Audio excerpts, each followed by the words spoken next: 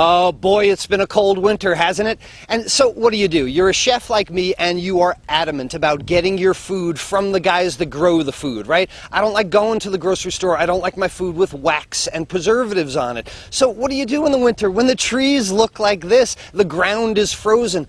I would love a fresh tomato, but fresh tomatoes don't grow in frozen ground. So I had to come to Momeyer, North Carolina and Sunburst Tomatoes to find out, how do you grow stuff in the winter? We're going to talk to Tim Bass here and find out how he overcomes a very cold frozen ground to bring you the freshest, best, most beautiful tomatoes. Wait till you see this. I'm here with Tim Bass, Sunburst Tomatoes, and Tim, the trees are bare, the ground is cold, but yet you're still putting out beautiful fresh tomatoes. What's the answer? How do you do it? Well, we'll have to go through this door right here and you can see for yourself.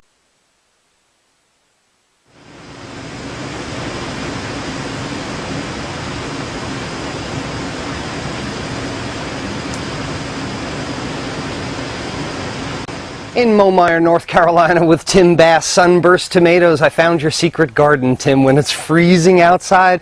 This is how you do it. This place is incredible. Tell me about your tomatoes. How do you do this indoors? Well, it's heated, Todd. We heat the greenhouse during the wintertime, so even if it's 30 degrees outside and the sun is shining, we're okay during the daytime, but nighttime is when you really require the heat. I mean, if it drops down to 20 degrees, we got to keep the inside the greenhouse 65 degrees, so that's when it takes all the heat. So it's all heated and controlled by a computer as far as the temperature, humidity, watering system, and everything's computer controlled. Wow. And they're buried in the dirt under here, or what are they growing? They're growing in coconut fiber down here. It's these bags of coconut fiber. They're approximately 3 feet long, 6 inches wide, 4 or 5 inches tall.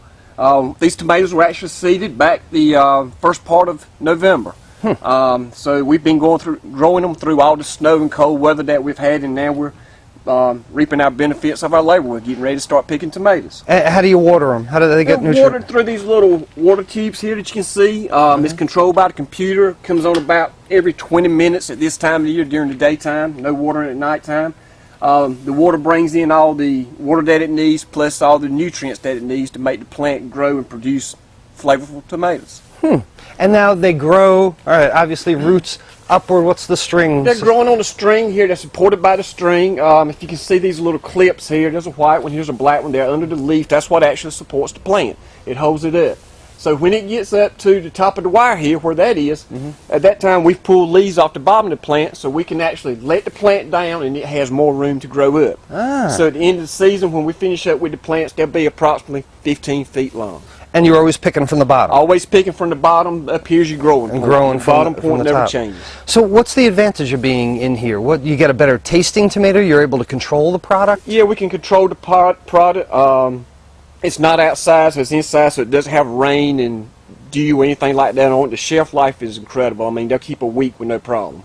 And we can pick them when they're at a mature stage instead of green stage. We don't pick them green and gas them or anything like that. They're picked when they're ripe for maximum flavor. And what makes a tomato go bad? You say it extends the shelf life. Yes. Well, I mean, if you field-grown tomatoes, a lot of them, if they're shipped in out of Florida, wherever, they're sitting on a truck, and the whole time they're transported, they're just beating and banging against each other. Where ours, we pick them, and we don't have. They're delivered within, a couple of 100 miles at the most. And this is a family business. You've Family business. Been here a long time. Me and my wife do most of the work, probably 90–95% of it. The farm itself has been in our family for over 100 years. And I noticed Tim Bass, we're on Bass Road. Yeah. Everything around here is called Bass here. And so how many generations has it been? 5 or 6 probably. Of farmers. Yeah. And you started farming when? In '78. When I got out of high school. So, Tim, are these considered organic tomatoes then? No, they're not organic, but they are pesticide-free. But the reason they're not organic is some of the fertilizers that we use are not organically approved, but some of them are. Okay. And how do you said pesticide-free. How do you control bugs? We basically buy good bugs to eat the bad bugs. Predators. Predators, that's right.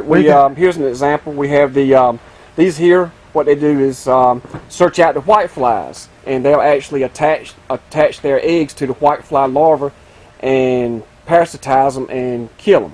This here is for aphids, and it does the same principle. They attack the aphid and lay an egg in it. When that egg hatches, it kills the aphids.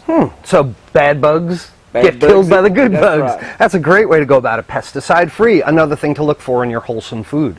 Oh, we got some rain coming in. It sounds nice, but I mean that brings up a good point. It's not in the outdoors. How do you pollinate these things? We buy bumblebees.